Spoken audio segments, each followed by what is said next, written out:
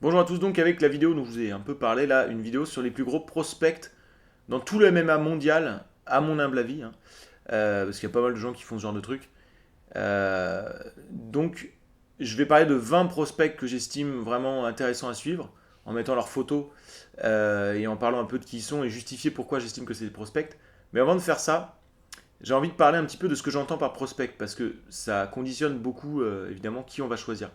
Et je veux tout de suite faire une distinction et ce serait pas intéressant de faire des vidéos sur les autres catégories de combattants. Il y a des surnoms, des sortes de catégorisation de combattants. On a les fameux gatekeepers, on a donc les prospects éventuellement.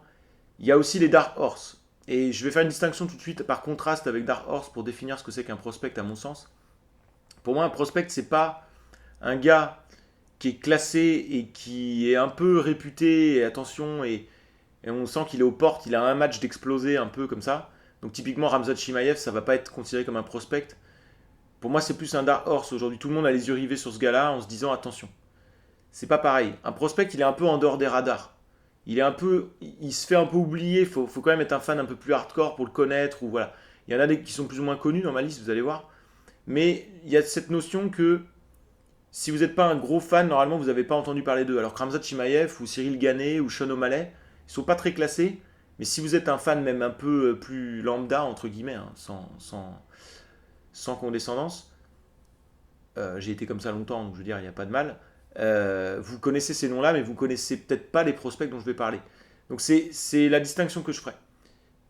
Je vais aussi là maintenant vous expliquer comment j'ai fait cette liste, parce que je trouve que par transparence, c'est important de le dire. Et donc je vais citer 20 noms, mais j'ai carrément fait une liste de 40 prospects que j'ai balancés sur Tapology. Vous pouvez les retrouver en cliquant sur le lien en dessous, dans la boîte descriptive de cette vidéo. Évidemment, si on en cite 20 ou 40, on sait qu'on va avoir des flops dans le lot. Et mon but n'est pas d'être là à dire regardez les 10 que je vous ai cités, ils ont été géniaux. De toute façon, même quand on cite que 10, tu as des chances qu'il y ait un flop dans le lot. L'idée, c'est d'en citer un grand nombre pour que ça élargisse un peu vos champs d'horizon, notamment dans des compagnies qu'on appelle secondaires, mais qui sont quand même importantes, comme KSW, Brave, Rising, ONE FC, même Bellator, hein. Il y a des prospects dans ces compagnies-là dans lesquelles on va pas, ou Cage Warriors aussi dans les îles britanniques. On fait pas plus ça attention. Et il y a des grandes chances que le futur du MMA se trouve dans cette liste de 20 combattants dont je vais vous parler là, ou si on élargit à 40, mais surtout les 20 dont je vais vous parler des 20 les plus intéressants à mon sens. Et je vais en parler de l'ordre de celui parmi les 20 qui me paraît le moins prometteur, mais ils sont quand même tous les 20 prometteurs dans un certain niveau, jusqu'à celui que j'estime comme le plus prometteur. Voilà. Donc je ne vais pas faire par catégorie de poids ni rien, je vais dire à chaque fois qui ils sont, je vais mettre une photo, je vais dire leur nationalité, ce qu'ils ont accompli, je vais justifier pourquoi j'estime que ce sont des prospects intéressants. Parce que voilà, prospect c'est un mec qui n'est pas très connu mais qui semble vraiment prometteur pour faire des grandes choses. Bon, on va être clair. Alors, je commence tout de suite. Et je ferai éventuellement une vidéo avec les plus gros Dark Horse, à la limite, ça pourrait être tout à fait intéressant. Dites-moi si vous intéresse, ça me motivera d'autant plus. Donc je vais commencer par les plus gros prospects. Je vais commencer juste par une mention honorable, parce que c'est un gars qui est assez intéressant, c'est Abdulkerim Edilov. C'est un russe qui est passé à la boxe récemment, donc il fait plus de MMA, c'est pour ça que je ne l'ai pas mis plus haut. Mais en MMA, c'était un boxeur redoutable, gros puncher en light heavyweight, qui s'entraînait avec la team Amrat. Si je ne me trompe pas sur le nom de la team, c'est une grosse team basée en Russie, Daghestan, Tchétchénie, avec beaucoup de grinders à la Nurmagomedov. Et le fait qu'il y ait un gros striker dans le lot, dans une catégorie de poids où il n'y a pas tant de mecs qui sont capables de faire du grind aussi bon, je me disais qu'il était assez prometteur. Malheureusement, à 28 ans, maintenant, le temps est un peu plus court. Enfin, il va pas forcément faire une carrière d'encore 10 ans. Et là, il s'est mis à la boxe depuis 2017. Donc, c'est un peu dommage. Donc, je voulais le citer quand même parce que c'est intéressant. S'il revient au MMA, il est dangereux. Je rentre dans ma liste des 20. Le 20e, ça va être un gars qui va faire ses débuts dans 2 jours, là, ce week-end, à l'UFC. Il va faire ses débuts à l'UFC. Il a déjà quand même quelques combats. C'est Dushko Todorovic. Donc c'est un Serbe de 26 ans qui est invaincu. Tous ses matchs ont été gagnés par finish. Les 90% du temps, je crois peut-être même toutes les fois, j'ai pas revérifié. Mais par KO, c'est surtout un striker. Sauf son match au Dana White Contender Series, donc pour obtenir son contrat à l'UFC, où il a assuré le coup en étant un peu plus safe et en utilisant un peu de grappling, domaine dans lequel il est prenable. Donc c'est pour ça que j'ai une petite réserve sur lui et qu'il n'est pas plus haut classé. Mais son striking est exceptionnel. Il est très aérien, énormément de changements de garde. On sent qu'il est très clairvoyant dans les échanges de striking, donc pour toucher, voilà. Il peut faire des KO avec ses kicks, il est très dangereux, et aussi avec ses mains. Et comme il est jeune, et il a vraiment une très très grosse base, et en plus il a un style de striking qui devrait pouvoir bien se transférer pour éviter les amener au sol à terme. Il est peut-être pas tout à fait prêt aujourd'hui, mais je pense qu'il a un beau potentiel, donc à suivre. Je m'attends à ce qu'il gagne assez facilement son combat de ce week-end où il n'a pas un adversaire forcément très redoutable. Donc Duško Todorovic à surveiller.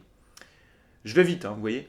Donc je passe au 19e de ma liste, Jack Cartwright. C'est un Anglais de 22 ans qui combat chez les Bantamweight actuellement à Cage Warriors. Cage Warriors qui est diffusé sur le UFC Fight Pass. Et l'image actuellement, au moment où je vous parle, qui invite à cliquer pour aller voir un show de Cage Warriors, a 2 combattants sur l'image, dont lui. Donc je pense que l'UFC a un petit œil sur lui. Il est assez impressionnant. Il a actuellement... Attendez, parce que je ne vois pas là, le truc que je veux vous dire. Il a actuellement 9 combats en pro, 9 victoires. 13 combats si on ajoute ses combats en amateur, 13 victoires donc. Sur les 9 combats en pro, il a 8 victoires en finish dans le premier round, avec quasiment autant de KO que de soumission. C'est un mec qui commence comme une bombe, très intense. Et il a ce truc un peu anglais, bad boy, badass, un peu si vous connaissez le catch, un peu à la Dynamite Kid. Il a le crâne rasé avec une queue de rat et tout ça. Il a un petit charisme aussi qui peut l'aider aussi à faire parler de lui, à monter plus vite dans les rankings. Je pense que le fait d'avoir du star power, c'est ce qui permet de monter plus vite dans les rankings. Quand t'es un peu, voilà, bof quoi, il faut se taper plus de matchs pour monter. Quand t'as un truc qui fait réagir le public, tu montes plus vite. Et en plus, l'UFC a tendance à te donner les meilleurs match-ups parce qu'ils aimeraient bien que tu confirmes. Donc c'est plutôt pas mal. Donc voilà, l'intensité qu'il met dans les combats me fait me dire qu'il doit mettre beaucoup d'intensité à l'entraînement. Il est très jeune, il est déjà très bon. Il faut encore qu'il progresse pour être au niveau de l'UFC, du top 10 notamment. Mais vu son âge, vu l'intensité qu'il met dans les combats, je me dis qu'il doit s'entraîner avec beaucoup d'intensité aussi. Et il a déjà prouvé des bonnes choses, donc à suivre de près, Jack Cartwright. Suivant, ça va être Movsar Evloev. Alors Movsar Evloev, il est déjà à l'UFC. C'est un Russe de 25 ans qui s'entraîne à Tiger Muay Thai, avec notamment des gars comme Piotr Yan, le champion bantamweight, ou Arman Tsarukyan par exemple, ou encore Valentina Shevchenko. Donc ils ont des très très bons adversaires pour se parer. Et Evloev, c'est un... Donc il est invaincu, il est chez les featherweight. C'est quelqu'un qui a une grosse base de lutte et de sambo, mais il n'est pas mauvais en striking et en fait il peut s'adapter, on l'a vu dans les combats qu'il a déjà eu à l'UFC. Il a affronté par exemple Mike Grundy qui est un gros grappleur qui l'a mis au sol, mais il n'a jamais réussi à le garder au sol, alors que Grundy a un super niveau de grappling. Et contre d'autres combattants, il a plus utilisé le striking, ou plus utilisé le pressing, ou le grappling. Il est vraiment complet et très bon dans tous les domaines. Et il est encore très jeune. Et il est dans un gros club d'entraînement. Donc s'il continue à progresser, je pense que ce gars-là peut être une vraie grosse menace dans la division featherweight. Lui, ce qui lui manque, clairement, c'est le charisme, le star power et le truc en puissance. C'est un peu un besogneux. Il y a des besogneux qui arrivent en haut de l'affiche. Regardez Blachowicz. Et qui, par le travail, peuvent finalement devenir des stars dans une proportion. Mais voilà, lui, il va falloir qu'il se tape plus de combats, donc ça va être plus compliqué. Le chemin va être semé d'embûches, je pense. Mais il me paraît assez bon et assez prometteur aussi. J'enchaîne avec 17ème de cette liste, la seule femme. J'ai eu plus de mal à trouver des prospects intéressantes chez les femmes actuellement, donc c'est un peu dommage. C'est Melissa Martinez, une Mexicaine de 21 ans qui combat à Combate. Combate, c'est la plus grosse organisation de MMA en Amérique du Sud aujourd'hui, avec beaucoup de combattants aussi qui viennent de l'Amérique latine, donc Mexique notamment. Et elle est championne là-bas des strawweight, avec un gros striking. Donc elle n'a pas l'air non plus monstrueuse actuellement si elle devait affronter le top 10 de l'UFC, des strawweight en plus, qui est un peu garni. Mais le fait qu'elle ait 21 ans, avec un tel niveau de striking, me fait dire qu'elle peut faire des choses, donc à suivre. Même si, voilà, là on est dans des combattants, mais il y a toujours une petite réserve. Voilà, il y a toujours un petit truc qui fait que bon. Donc je passe un peu vite pour ces combattants-là, parce qu'il y a quand même des chances que l'un de ceux-là, déjà que j'ai cité, risque d'être un flop. Au moins un. Mais il y a des chances aussi qu'un de ceux-là risque d'être un succès. Donc c'est pour ça que je les cite. J'enchaîne. Alors là, c'est un peu plus intéressant. Numéro 16, Patrick Downey. Alors lui, je pense que vous ne le connaissez pas. C'est un Américain de 28 ans. Il n'a pas fait ses débuts en MMA. C'est pour ça que je pense que vous ne le connaissez pas. C'était pas présomptueux de ma part. Il serait chez les middleweight en MMA. Il a déjà annoncé qu'il ferait ses débuts en MMA très prochainement. Il a annoncé qu'il ferait ses débuts en MMA après les JO de Tokyo, donc qui étaient annoncés en 2020, qui sont déplacés en 2021. Puisque c'est un mec qui fait partie de l'équipe américaine de lutte freestyle. C'est un des meilleurs lutteurs au monde aujourd'hui en lutte freestyle. Et il s'est entraîné pendant longtemps avec Colby Covington. Je ne sais pas s'il s'entraîne encore avec lui. Donc il a déjà un peu un pied dans le MMA. Je vous ai mis une photo, mais il a ou plusieurs photos peut-être même, je ne sais pas encore ce que je vais faire.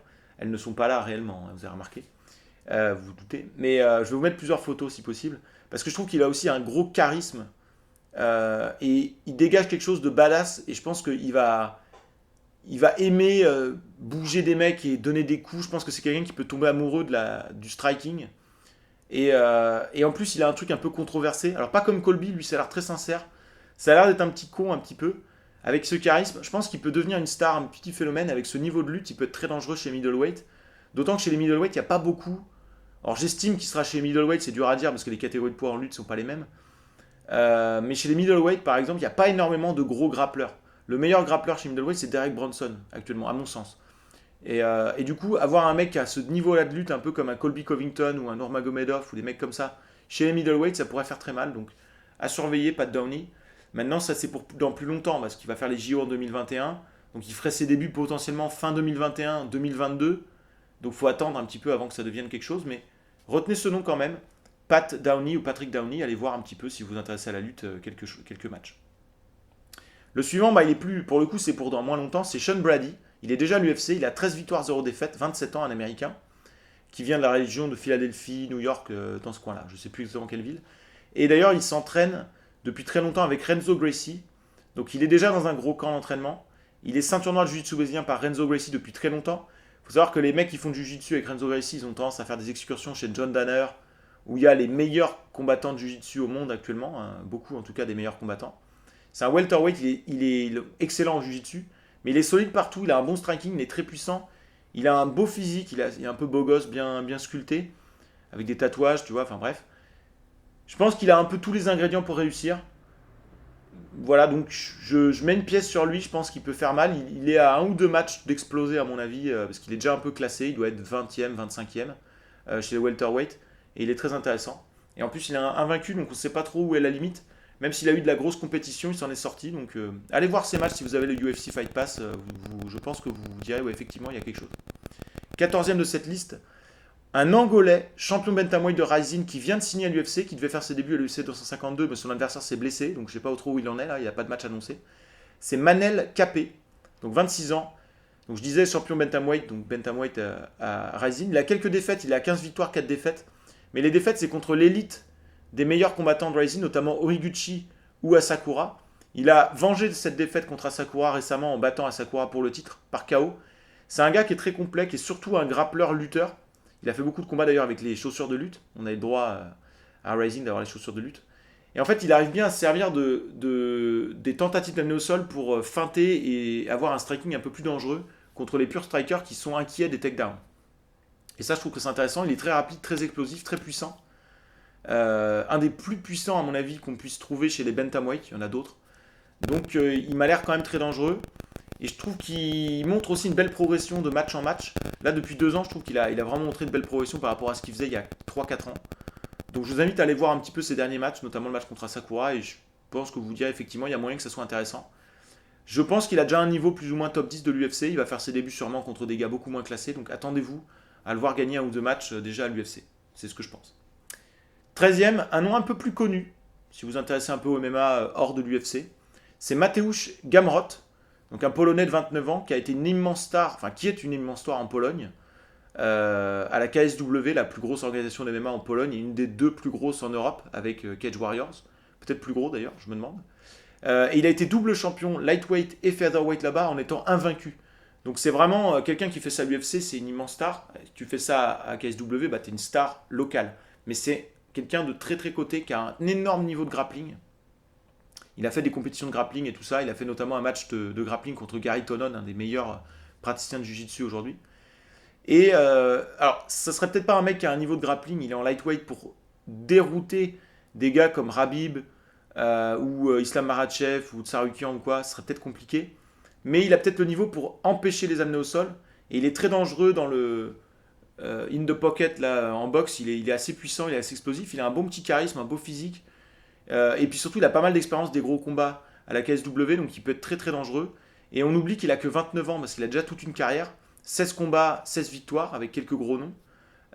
Donc voilà, il est vraiment prometteur. Je suis très curieux de voir ce que ça va donner à l'UFC. Ça va nous donner un peu une idée du niveau de la KSW avec ce gars-là. Je vais citer un autre prospect qui est à KSW actuellement, qui est très intéressant dans un instant. Mais avant, je vais vous parler de Yaroslav Amosov, 12e sur ma liste.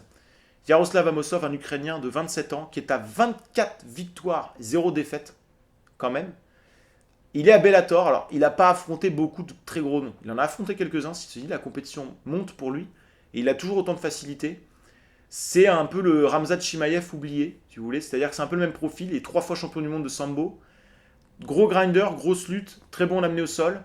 Donc russe, voilà, enfin ukrainien. Il s'entraîne à l'American Top Team en plus, donc il a un bon club d'entraînement. Donc il doit se tester contre des mecs plus forts que lui.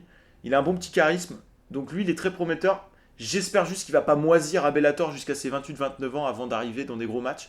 J'espère que Bellator va rapidement le mettre contre le top 10 des welterweight. À Bellator, il y a des beaux mondes quand même dans le top 10. Il y a quelques noms intéressants, dont le champion Douglas Lima. J'ai très hâte de voir un éventuel match contre Amosov. Mais j'aimerais bien voir Amosov à l'UFC. Pourquoi pas? Ça serait presque un dream match pour moi. Amosov contre Ramzat Chimaev, parce que c'est un peu le même profil. Et de voir ce clash-là de deux mecs invaincus, comme ça, hyper prometteurs, ça serait très intéressant.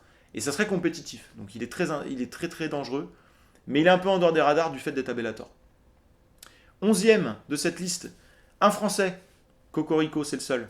Saladin Parnasse. Vous connaissez forcément Saladin Parnasse si vous vous intéressez un peu au MMA et que vous êtes français. Mais même sans être chauvin, sans être français, je ne suis pas chauvin de toute façon, je pense.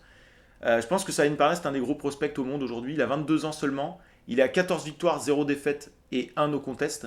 Il est champion des featherweight à la KSW, je viens d'en parler, c'est une grosse organisation. Il a quand même déjà battu des gros noms dans des matchs en 5 rounds. Et le gros point fort de Saladin Parnasse, c'est qu'il est extrêmement rapide. Je pense que c'est au moins pound for pound l'un des plus rapides au monde actuellement, si ce n'est peut-être le plus rapide. Peut-être même plus rapide que les plus rapides chez les flyweight. En tout cas, pound for pound, c'est le plus rapide. C'est hyper impressionnant la vitesse de bras, même dans les déplacements. Le doute qu'on peut avoir sur Saladin, c'est sa lutte. On n'a pas trop vu le gars tester sur ce point-là, ou pas plus que ça. Je pense qu'il doit beaucoup travailler dans ce domaine. Il a que 22 ans, donc je pense que avoir autant d'expérience et s'être trouvé en termes de style de combattant et d'avoir sa maturité de combattant à cet âge-là, c'est un énorme point fort par rapport à beaucoup d'autres prospects. Il faut qu'il continue à bosser. J'ai vu des interviews de lui. Ça a l'air d'être quand même quelqu'un de plutôt ambitieux, mais en même temps humble, de savoir où il en est et de mettre les moyens de ses ambitions. Donc je trouve qu'il est très prometteur. Vraiment. Donc à surveiller de très près. Je pense que l'UFC a un œil dessus et qu'il devrait arriver à l'UFC avec les idées, le fait de faire des UFC en France. Ils vont vouloir récupérer les meilleurs Français. Ils ont Cyril Ganney. Saladin Parnasse, à mon avis, c'est au moins le même niveau de prospection que Cyril Ganney. Mais chez les featherweight, une division, il y a beaucoup plus de niveaux. Donc ça va être compliqué. Il a peut-être un petit déficit de puissance aussi. Donc je suis curieux de voir ce que ça peut donner. 10e dans ma liste. On commence à rentrer avec des gros dossiers là. Marcus Almeida, dit Bouchecha. Alors là, c'est pour les gens qui s'intéressent au jiu-jitsu brésilien. Je ne sais pas si c'est votre cas. Il y a sûrement des gens qui s'intéressent aussi. C'est une des grandes légendes du jiu-jitsu brésilien actuel. Sur les 10 dernières années, ça a été monstrueux. C'est tout simplement le recordman du nombre de titres de champion du monde de jiu-jitsu brésilien. Il a 13 titres de champion du monde de jiu-jitsu brésilien, en dehors d'autres titres d'ailleurs, à Abu Dhabi et autres. Il combat en super heavyweight en jiu-jitsu, et souvent il gagne le titre super heavyweight et absolute. C'est vraiment un tueur. 30 ans. Le souci, c'est qu'il n'a pas fait ses débuts en MMA. Alors vous allez me dire, pourquoi t'en parles? J'en parle parce qu'il a annoncé qu'il le ferait. Ça fait maintenant 6 ans qu'il s'entraîne avec AK, donc un des plus gros camps, peut-être même le plus gros camp d'entraînement aujourd'hui mondial aux États-Unis. Et puis il a un physique de mec hyper tanké dans des catégories de poids. Je pense que super heavyweight en jiu-jitsu, soit il reste en heavyweight à l'UFC, soit il passe en light heavyweight, parce qu'il doit faire dans les 100-105 kilos, je pense. Donc s'il cut, il peut aller chez les light heavyweight, ou sinon il reste chez les heavyweight, mais il sera un petit poil léger. Mais on n'a pas vu, je crois que c'est inédit, un mec de ce niveau-là de jiu-jitsu, dans ces catégories de poids-là. Donc ça pourrait faire très très mal. Un peu comme un Werdum à l'époque. Mais il est meilleur que Werdum en jiu-jitsu, parce que le niveau de jiu-jitsu a beaucoup augmenté sur les 10 dernières années. Werdum, c'était l'élite du jiu-jitsu dans les années 2000. Il ne l'est plus tout à fait aujourd'hui. Je pense qu'aujourd'hui, dans un combat de jiu-jitsu, Almeida le bat. Je suis à peu près sûr. C'est vraiment un palmarès de jiu-jitsu qui est hallucinant. C'est vraiment un niveau, on ne se représente pas. C'est énormissime. Pour moi, il n'y a qu'un jiu-jitsu aujourd'hui qui pourrait être considéré comme meilleur que lui. Donc j'en parlerai un peu tout à l'heure. Si vous connaissez Jiu-Jitsu, je pense que vous avez déjà deviné de qui il s'agit, il l'a battu. C'est un des seuls que... Et Almeida, je crois qu'il a été soumis qu'une seule fois en carrière. Sur plus de 100 combats de Jiu-Jitsu. C'est vraiment un truc de fou. C'est énorme. Donc, le problème, c'est qu'il y a une interrogation. parce qu'on se demande comment il va transférer ça en MMA, surtout que lui, c'est plutôt spécialisé dans le jiu-jitsu avec kimono, donc il va peut-être avoir du mal à le transférer en MMA. Donc il y a des grosses interrogations, mais le potentiel est tellement énorme. Dans des catégories de poids, il n'y a pas une profondeur de roster qui est exceptionnelle. Je pense que ça peut faire très très mal. Les débuts de ce gars-là en MMA devraient pas tarder, je pense, d'ici 2 ans. Donc à surveiller, même si c'est un prospect pour dans plus longtemps, à surveiller de très près. Retenez ce nom. Marcus Almeida dit Marcus Bouchécha. Il sera aussi autant connu sous son surnom que sous son vrai nom. Ah, puis un truc intéressant sur lui aussi, je finis. Il n'a pas le linéage de Jiu-Jitsu. Si on remonte son linéage, ça ne remonte pas à Helio Gracie. Et ça, c'est intéressant parce qu'ils sont peu nombreux dans ce cas-là. Et du coup, il a des techniques qui sont un peu différentes. Donc aussi, c'est intéressant. 9ème de ma liste, alors c'est un prospect dont on parle beaucoup. Donc il est un peu à la limite entre prospect Dark Horse. C'est AJ McKee. 25 ans à Bellator, il a 15 victoires, 0 défaites. Il commence à avoir des noms un peu plus intéressants dans son palmarès. On attend de voir tester contre vraiment l'élite des featherweight. Il est chez les featherweight. Et lui, c'est un peu, pour moi, c'est un peu un John Jones numéro 2. J'aime pas trop faire ça, dire c'est le nouveau John Jones. Chez les featherweight, dans le sens où il est très grand pour la catégorie. Il a des longs bras. Il est très bon en lutte. Mais il utilise vachement son allonge et tout ça. Il est très intéressant. Donc, il est vraiment prometteur, surtout que ça a l'air de quelqu'un d'assez sage, assez mature, assez intelligent. Je crois en lui. Mais on attend de voir tester contre l'élite. Mais à Bellator, je pense qu'il peut quand même défier aujourd'hui le top 10 facile. Est-ce qu'il pourrait battre Pitbull Freire champion? À voir. Mais en tout cas, à surveiller de très près, parce qu'il a que 25 ans, il a déjà cumulé une petite expérience. Il est un peu protégé par Bellator. On sent qu'ils ont envie d'en faire leur nouvelle star. À voir aussi s'il sort de Bellator, parce qu'en restant à Bellator, ça va être compliqué de vraiment, à moins qu'il soit champion dominant, d'exister un peu dans le paysage du MMA. Donc, le problème, c'est qu'à l'UFC, si t'es top 10, t'existes dans le paysage du MMA. À Bellator, il faut être champion, quoi. Le numéro 4 ou 5 de la catégorie des featherweight, on s'en fout un peu à Bellator, malheureusement. C'est un peu ça. Donc, c'est un peu plus compliqué aussi. Parce que les champions sont quand même très forts. Enfin, les champions de ces catégories-là, en tout cas. 8ème de ma liste. Alors là, c'est un monstre du jiu-jitsu aussi. Hein. Moi, je suis passionné, j'adore le jiu-jitsu. Hein. Je pense que c'est ma technique de MMA, enfin mon pan du MMA préféré. Là, il s'agit de Gary Tonon. Très compliqué de trouver une bonne photo de lui parce qu'il change de look régulièrement. Il a que 29 ans, c'est vraiment un tueur. Je pense que si vous vous intéressez un peu au jiu-jitsu, vous le connaissez forcément. Un tueur en jiu-jitsu brésilien. En plus, il est non seulement combattant, mais aussi coach. Dans le clan du Danaher Death Squad à New York, donc il y a les meilleurs jujitsukas de la planète aujourd'hui, notamment spécialisés dans les leg locks.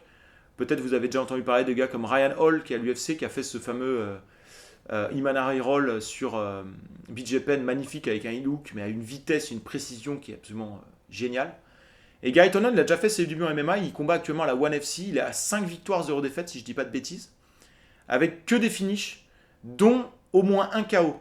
Je ne sais pas s'il en a d'autres, je crois que j'ai vu tous ses combats, mais je me rappelle d'un KO. Et bon, beaucoup de soumissions, en plus il change de soumission, il est vraiment fort. Et je trouve qu'il a très bien réussi sa transition au MMA. Il m'intéresse beaucoup, notamment dans la façon dont il lutte, où il fait de la lutte par enchaînement, qui est vraiment pas mal pour un gars qui ne vient pas de ce paysage-là. Il est pas mal en striking a priori, je pense que c'est quelqu'un qui est dur au mal. C'est surtout quelqu'un qui est très intelligent, très tactique, un peu à la Georges Saint-Pierre. D'ailleurs, il connaît très bien Georges Saint-Pierre, ils ont dû pas mal se rouler sur les tatamis ensemble. Mais vraiment, il a un jiu-jitsu qui est de l'élite mondiale. C'est un des 5 meilleurs praticiens de jiu-jitsu aujourd'hui au monde, pound for pound sûr. D'ailleurs, il a fait beaucoup de combats en absolute contre des poids lourds et il était tout à fait compétitif, donc il est exceptionnel. Il s'est pas mal spécialisé dans le jiu-jitsu sans kimono en plus, donc ça devrait être utile, on le voit déjà. Les deux soucis, c'est que d'abord, il n'a pas été testé contre du très haut niveau pour le moment. Et il est à la ONE FC et il semblerait qu'il ait envie d'y rester. J'ai regardé des interviews aussi pour un peu me faire une idée de la mentalité et de l'ambition des gars. Et il n'a pas l'air d'avoir une ambition démesurée de vouloir être le meilleur et de le prouver absolument. Je pense qu'être le meilleur à la ONE FC, ça lui suffirait. Et du coup, ça m'embête un petit peu, je réserve un peu. Donc du coup, c'est pour ça qu'il n'est pas plus haut classé, parce que potentiellement, la même chose à l'UFC, je vous l'aurais mis dans le top 5. Parce que lui, en jiu-jitsu, c'est vraiment l'enfer. Personne peut être au sol avec lui. Qu'il soit sur le dos ou sur le dessus, c'est pareil. Tu es au sol avec ce gars-là, c'est la grosse merde. Et ça, c'est très intéressant parce que s'il est bon en striking, il a le sol comme un sanctuaire. S'il est en danger, il va au sol. Et en plus, il peut mêler le striking avec du grappling et ça peut être très dangereux. Donc à surveiller de très près. Je continue, numéro 7. Encore un gars qui n'a pas fait ses débuts en MMA. Tout à fait le même profil que Patrick Downey dont je vous ai parlé tout à l'heure. C'est Bo Nickal, une photo. Les deux différences avec Patrick Downey, c'est que je pense qu'il a commencé son entraînement MMA depuis un peu plus longtemps. Il est plus jeune, 24 ans, et il est plus titré, plus impressionnant en lutte que Patrick Downey. Lui aussi, il attend de faire les JO de Tokyo, là, donc annoncés en 2021, je ne sais pas s'ils vont avoir lieu. Lui, c'est un gros palmarès, c'est un des plus gros palmarès de lutte de ces 10 dernières années. Il est 3 fois champion Division 1 NCAA, c'est énorme, hein, 3 fois. Dans ses années juniors, quoi, il a des années où il a été invaincu, enfin, c'est un phénomène de lutte freestyle. Donc lutte freestyle, c'est celle où on attaque les jambes. Il a annoncé qu'il ferait ses débuts après les JO, donc. Et comme il commencerait le MMA plus jeune et qu'il s'entraîne déjà en MMA depuis un peu plus longtemps, je pense qu'il va transitionner encore mieux que Patrick Downey. Je pense qu'il serait un welterweight. C'est dur d'évaluer, hein. Je le sentirais welterweight. Et pour le coup, c'est intéressant parce qu'il serait meilleur, à mon avis, en termes de lutte qu'un Colby Covington en welterweight. Donc c'est pour vous situer un peu. Donc même si sa boxe n'est pas excellente, il pourrait être un gros problème pour pas mal de monde. Et puis en plus, il a un petit charisme, il a un style, il se teint souvent les cheveux en blond peroxydé ou en bleu, ou voilà. Donc il est stylé un peu. Alors il n'a pas forcément un charisme beau gosse, il a plus un charisme de tough guy un peu spécial. Et l'aura comme ça me fait dire que ce gars-là, il est spécial et qu'il pourrait faire quelque chose de grand. Donc je crois en lui, Bo Nickal, retenez ce nom. Sixième de ma liste, alors lui il est déjà à l'UFC, il a déjà pas mal de combats, il doit être classé dans les 20e, donc il est quand même à ses côtés, mais on n'en parle pas. C'est Brendan Allen, chez les middleweight, que je dis pas de conneries. Il a 24 ans, il s'entraîne depuis toujours chez Doug Rufus, donc un des plus gros clubs d'entraînement au monde actuellement. C'est là où on avait par exemple des Anthony Pettis, pour peut-être citer la plus grosse star qui est sortie de là, donc à Minneapolis. Il a déjà battu des mecs comme Kevin Holland ou Doc Oss, donc des gars, Doc Oss qui était invaincu à un moment où il l'a battu. C'est un gars qui met une pression dingue dans ses combats, il est en activité constante, il a un cardio de malade, et il a un niveau de grappling, surtout de jiu-jitsu, qui est exceptionnel, ce qui fait que ça ne le dérange pas du tout d'être sur le dos, parce qu'il a tout un tas de techniques pour sweeper, pour renverser le gars, pour tenter des soumissions depuis la garde, et il est actif de partout. Donc tous les gars qui sont un peu limite au niveau cardio, c'est la merde. En plus, c'est un dur au mal, il avance tout le temps, il en a rien à foutre de prendre des coups dans la tête, il a un certain charisme avec ses cheveux longs et tout. Je pense qu'il est vraiment, vraiment très dangereux, et quand tu vois tout ce qu'il a déjà fait, tout ce qu'il a déjà prouvé à 24 ans, c'est exceptionnel. Alors il a déjà des défaites, il doit être à un record, j'ai pas noté, il doit être à un record du style 13 victoires, 4 défaites, ou un truc dans le genre, ou 13 victoires, 3 défaites. Mais là, depuis 3 ans, il est très impressionnant, je trouve. Notamment sur les dernières victoires. Kevin Holland, c'est pas un clochard, hein, chez les middleweight, il l'a battu. Donc allez voir ces matchs, faites-vous une idée, dites-moi ce que vous en pensez, ça m'intéresse grandement. Mais je crois aussi beaucoup en lui, Brendan Allen, je le place assez haut. Je pense qu'il a un ou deux matchs d'exploser et d'être quelqu'un de... Un peu comme Shabazian. Aujourd'hui, Edmond Shabazian, enfin maintenant qu'il a perdu, c'est un peu différent. Ou peut-être Geoff Neal, ouais, ou Neil Magny. C'est un peu des mecs, tu te dis, oula, mais attends, c'est dangereux ça. Mais ceux-là, ces noms-là, vous les connaissez peut-être. Brendan Allen, pas sûr que vous connaissiez le nom, donc je vous le cite. On rentre dans le top 5. Alors avec là, les deux prochains, les trois prochains, c'est des putains de prospects. C'est-à-dire, c'est des petites perles vraiment pas connues, mais j'ai été très, très, très, très emballé et enthousiaste par ce que j'ai vu. Je vais commencer par Ilia Topuria. C'est un bantamweight de 23 ans qui a la double nationalité georgien-espagnol, qui combat à Cage Warriors et à Brave. Donc il a déjà affronté quand même des adversaires de plutôt bon niveau parce qu'il est dans des grosses organisations. Il est invaincu.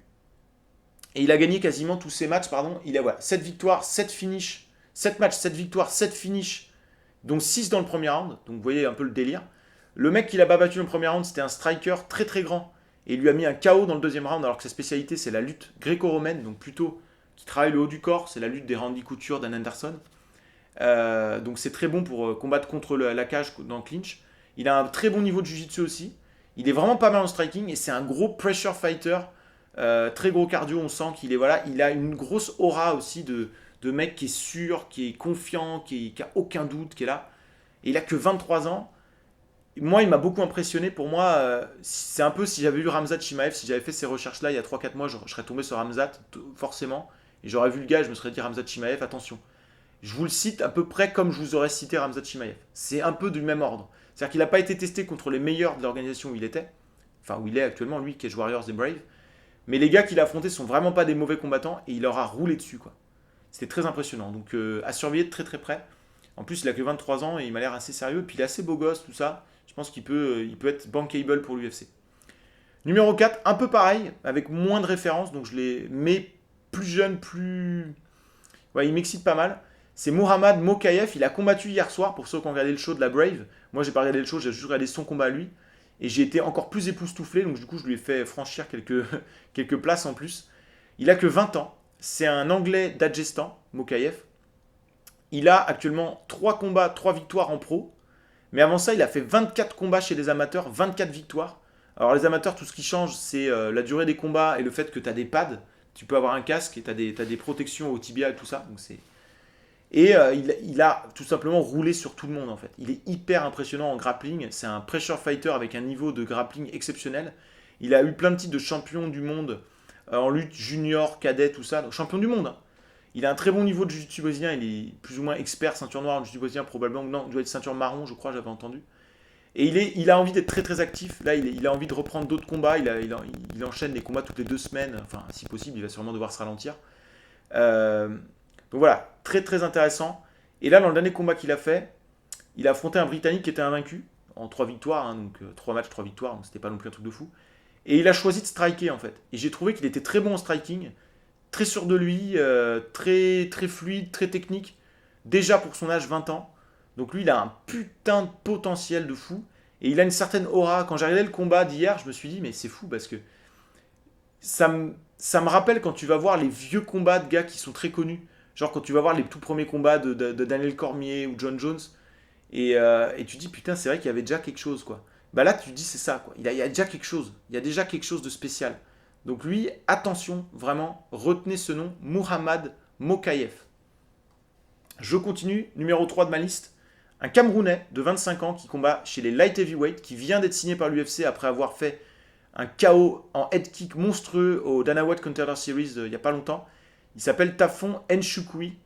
Tafon, je ne sais pas trop comment se prononce son nom, et il me pardonnera s'il nous écoute, parce qu'il est peut-être francophone.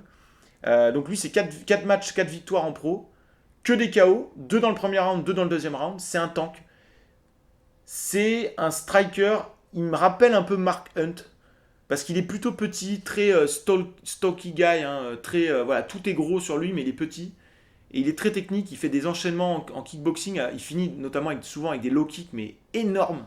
Il dégage une puissance assez monstrueuse, tu sens qu'il a un pouvoir de KO qui est quasi inédit dans les catégories light heavyweight, et pourtant on a vu des brutes, hein. C'est-à-dire c'est du niveau de pouvoir de KO d'un Rumble Johnson pour moi dans l'idée, il a peut-être une vitesse de bras un peu moins grande, mais tu sens qu'il y a du lourd qui vient derrière. C'est très impressionnant. Allez voir un peu ses highlights, son combat au Dana White Contender Series, vous allez vous en convaincre. Et pour moi, il est très dur à prendre debout. Et son gabarit me fait me dire, ça c'est mon téléphone si vous avez entendu un petit bruit, son gabarit me fait me dire qu'il serait très compliqué à mettre au sol du fait qu'il est petit. Et il a que 25 ans. Donc attention, surveillez ce combattant qui vient de signer à l'UFC et qui a en plus un profil, que ce soit le physique ou le style, pour être aussi une petite star, un petit joyau, un peu que les gens vont vouloir suivre, et ça peut le faire monter les rankings plus vite que d'autres. Donc à surveiller très très très près. Tafon Nchukwi. Numéro 2 de ma liste. Alors là, les 2 derniers, c'est des monstres absolus du jiu-jitsu brésilien. C'est normal, hein, c'est mon délire. Le premier que je vais citer, c'est Rodolfo Vieira. Il est déjà à l'UFC, il a 7 victoires, 0 défaites en MMA.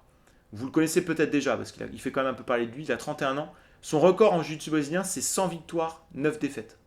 Il a été soumis en carrière, donc en 109 combats, il a été soumis que une seule fois. Et c'était en 2011. C'est un mec qui a un physique à la Paulo Costa, hein, comme Boraquinha. C'est-à-dire c'est un tank, mais vraiment. Et d'ailleurs dans son dernier combat contre un Russe dont j'ai oublié le nom, c'est ce que dit Joe Rogan. Il a été construit dans le même laboratoire que Yoel Romero et Paulo Costa. C'est vraiment ça. Là le dernier combat, il a affronté un gars qui était Master of Sport de Sambo et Master of Sport de lutte du Dagestan. Et tu te dis, bah, ça va être intéressant, il va pas pouvoir aller au sol, il va être obligé de striker, on va voir un peu ce qu'il vaut au striking. Mais que nini. Il met le mec au sol, rien à foutre. Il est contre la cage, le mec est en train d'écarter les jambes comme ça, vous voyez le genre de défense. Un mec qui est Master of Sport, Sambo et lutte, normalement c'est dur de le mettre au sol, il faut vraiment avoir un niveau de lutte de fou.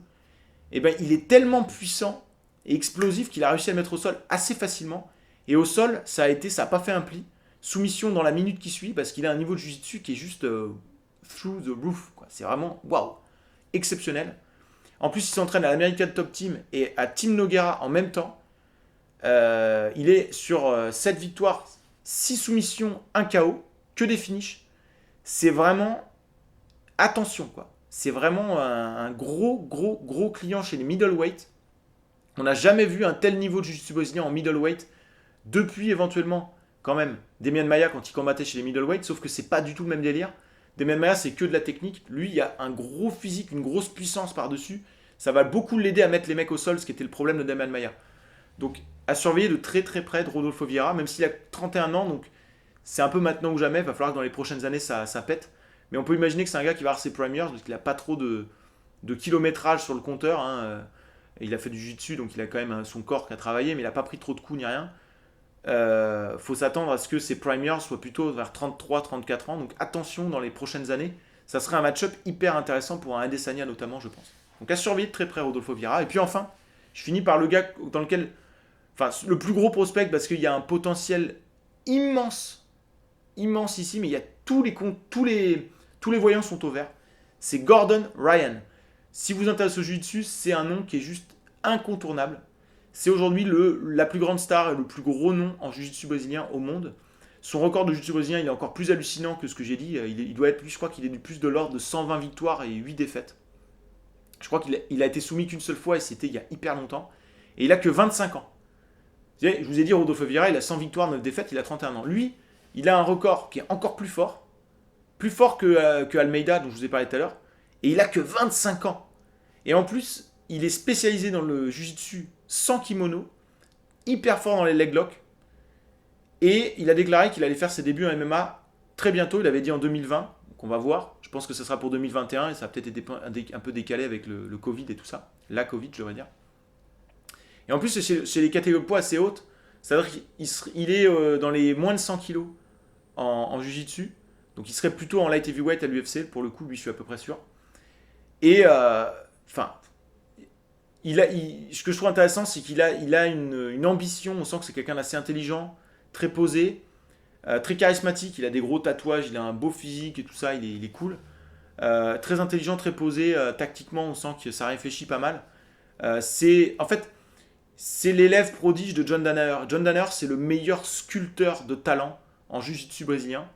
Et avec Gordon Ryan, il a eu sa meilleure matière première. Et ça donne un truc incroyable. Et c'est hyper impressionnant. En plus, c'est quelqu'un qui est hyper ambitieux, qui a envie d'affronter les meilleurs grappleurs. Il a affronté Patrick Downey, dont je vous ai parlé. Il a affronté Bonical, dont je vous ai parlé dans des matchs de grappling. Et il les a battus. Il a mis un triangle à Bonical il y a quelques mois. Là. Il est monstrueux. Il a battu Ricardo Almeida, dont je vous ai parlé aussi. C'est le meilleur jiu-jitsuka. Et vu son âge, vu le fait qu'il s'entraîne en MMA depuis un petit moment, il a déclaré dans une interview en janvier 2019 qu'il s'entraînait déjà en MMA et qu'il se sentait déjà capable de battre pas mal de monde à l'UFC, mais qu'il n'a pas l'intention de débuter en MMA tant qu'il ne se sent pas capable de battre John Jones. Donc j'aime bien le... Ok, hein, donc très bien. Donc attention, lui s'il arrive en MMA, ça va être très compliqué de le jouer, parce qu'en plus il commencerait le striking très jeune, donc je pense qu'à 27-28 ans, il pourrait vraiment avoir un bon niveau striking.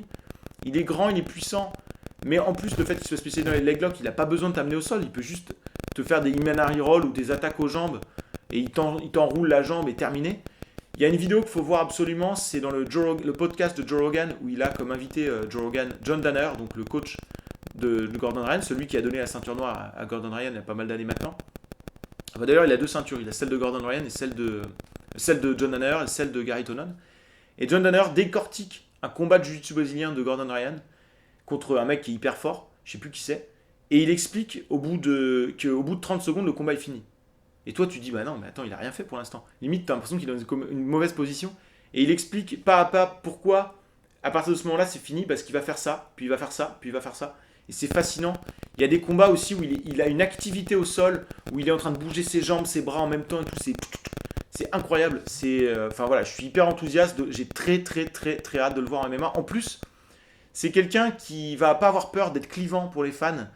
Il va faire réagir les fans. Je pense qu'il va développer un truc de star facilement. C'est pas le même style qu'un Conor McGregor, il n'est pas clivant comme Conor McGregor, c'est plus ce mec qui peut être pris comme un peu pédant, un peu hautain, mais en même temps il a le backup pour dire bah oui mais en même temps regarde ce que j'ai fait quoi. Donc c'est monstrueux. Et petit nugget dans cette vidéo, Gordon Ryan a un petit frère qui s'appelle Nick Ryan, surnommé Nicky Ryan, qui n'a que 18 ans, si je me trompe pas, peut-être qu'il a 19 ans maintenant. et qui est officiellement au moins aussi fort que lui aujourd'hui, mais il a 6-7 ans de moins. Donc c'est le méga prodige, tu peux être sûr que le mec va gagner plein de titres de jiu-jitsu. Alors il n'a pas annoncé Nicky Ryan qui ferait ses débuts en MMA ou quoi que ce soit. A priori il est moins intéressé par le MMA, ça je le tiens de Gary Tonon, un de leurs partenaires d'entraînement. Mais ça a l'air d'être encore plus hallucinant, ça serait dans les catégories de poids plus inférieures, je dirais welterweight, lightweight, comme ça, j'évaluerais ça comme ça, parce qu'il n'a pas atteint sa maturité physique, donc c'est dur à évaluer aussi. Je crois qu'actuellement il est plutôt featherweight, mais je le verrais bien lightweight ou quoi. Mais voilà, juste pour signer qu'il y a un autre prodige qui arrive et qui risque d'être encore plus dangereux potentiellement. Donc voilà, un petit peu ma liste. Donc j'ai très hâte d'entendre vos réactions sur tous ces combattants-là, d'entendre éventuellement vos éventuels prospects et justifier pourquoi vous pensez qu'il pourrait être fort. Et puis j'ai très hâte en fait de refaire une vidéo dans 1 an ou 2 ans et de voir un peu ce que ça a donné, de voir un peu actualiser tout ça. Ça va être assez rigolo de faire ça. Donc à suivre tout ça, j'ai très hâte d'entendre vos réactions. Je vous retrouve assez bientôt pour je ne sais pas encore quoi. Je pense pas que je ferai une preview pour l'UFC de ce week-end. Par contre, je serais bien tenté de refaire des vidéos sur les combats à voir des années passées. Je m'étais arrêté en 2000. Donc, à bientôt pour peut-être l'année 2001. Et puis, merci encore de m'avoir écouté. Et n'hésitez pas à vous abonner, à commenter, tout ça, ça me fait très plaisir. À bientôt.